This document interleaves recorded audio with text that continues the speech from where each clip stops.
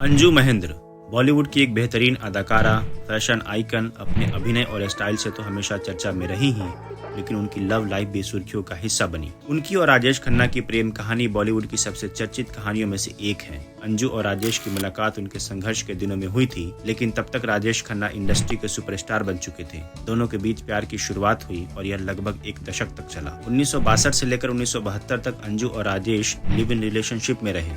उनकी मोहब्बत इतनी गहरी थी कि दोनों ने शादी के बंधन में बंधने की भी सोची, लेकिन उनकी राह में कई मुश्किलें आ गई। अंजू के अनुसार राजेश खन्ना पुराने ख्यालों वाले व्यक्ति थे और दोनों के बीच अक्सर पसंद नापसंद को लेकर झगड़े होते थे। राजेश खन्ना की चाहत थी कि अंजू उनकी फैंस की तरह उनकी पूजा करे, लेकिन अंजू इस बात के लिए तैयार नहीं थी। 1973 में अंजू ने एक इंटरव्यू में खुलासा किया था कि राजेश खन्ना काफी डोमिनेटिंग थे। उन्होंने कहा था, मैं उनसे प्यार करती थी लेकिन उनकी चापलूसी नहीं कर सकती थी। उनकी एक फिल्म फ्लॉप होने पर वो झल्ला गए थे। मैं उनके पैरों में गिरने वाली नहीं थी। मैंने जिससे प्यार किया था वो राजेश खन्ना नहीं बल्कि जतिन थे। इन झगड़ों और अनबन के बाद अंजू की जिंदगी में क्रिकेटर गैरी सोबर्स की एंट्री हुई।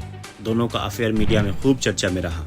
एक दिन गैरी ने अंजू को शादी के लिए प्रपोज किया और अंजू ने हाँ कर दी, लेकिन जल्द ही अंजू को एहसास हुआ कि वो अब भी राजेश खन्ना से प्यार करती हैं। गैरी से सगाई के बाद अंजू ने खुद उन्हें फोन कर यह सगाई तोड़ दी। इस घटना के बाद राजेश खन्ना और भी पॉजिटिव हो गए और उनके रिश्ते में दरारें और गहरी हो गईं। राजेश खन्ना के साथ अंजू का रिश्ता टूटने के बाद उनकी जिंदगी में डिम्पल कपाड़िया आई।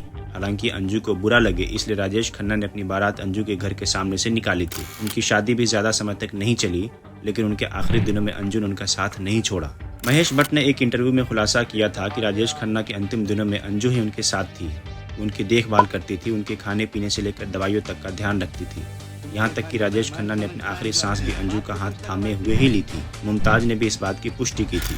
अंजू महेंद्र का फिल्मी करियर भी उतना ही शानदार रहा। उन्होंने फैशन डिजाइनर के तौर पर शुरुआत की, फिर मॉडलिंग में नाम कमाया और आखिरकार एक्टिंग में कदम रखा। 1966 में फिल्म उसकी कहानी से डेब्यू करने वाली अंजू ने फिल्मों और टीवी दोनों में अपनी पहचान बनाई। दूरदर्शन के लोकप्रिय सीरियल स्वाभिमान से उन्हें घर घर में पहचान मिली। अंजू महेंद्र की जिंदगी, उनकी प्रेम कहानियां और उनकी फिल्मी यात्रा ने उन्हें एक ऐसी शख्सियत बना दिया जो हमेशा याद की जाएंगी। उनकी कहानी न सिर्फ उनके फैंस को प्रेरित करती है, बल्कि यह भी बताती है कि प्यार और करियर के बीच संतुलन बनाना कितना चुनौतीपूर्ण हो सकता है।